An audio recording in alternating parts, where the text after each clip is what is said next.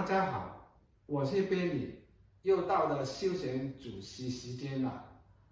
如果喜欢，请点赞以及订阅，谢谢。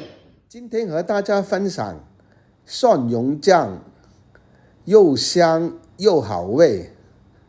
这个蒜蓉酱无论蒸、炒海鲜或者肉类，甚至粉面都可以用得上的万能酱。做法还特别的简单，下面马上做给大家看。我们先说一下材料，这里有1碗蒜末，这1碗蒜末是1斤重。现在把油烧到大概50度左右，把火调到小火，我们放一半的蒜末下去，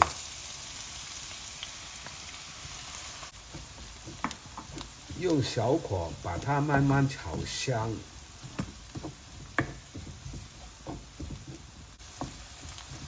油稍微要多一点点的，如果油太小的话，炒不出它的香味。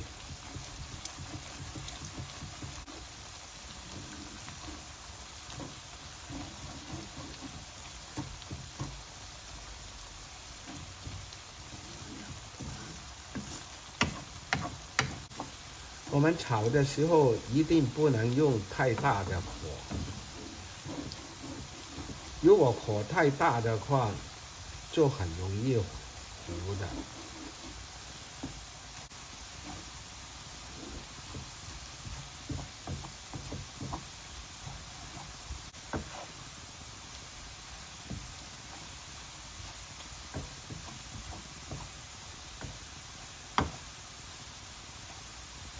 好的，蒜末现在已经变金黄色了，而且非常的香。现在就把火关掉，把另外一半的蒜末倒下去，把它翻炒均匀。我们用锅里的余温把另外一半的蒜末炒香。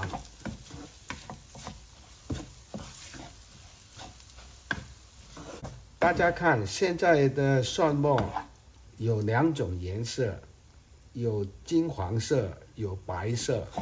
我们在外面餐馆把它叫金银蒜，又好看又香。好了，现在放1茶匙盐，2茶匙糖，1汤匙蚝油，2汤匙生抽，再把它翻炒均匀。这里要特别跟大家说，我们可以根据个人的口味，盐、糖、蚝油、生抽的分量可以增加或者减少。好了，现在就可以上盘。我们把做好的蒜蓉酱放在玻璃瓶里面，盖好盖，放在冰箱里面，用的时候拿出来就可以了，非常的方便。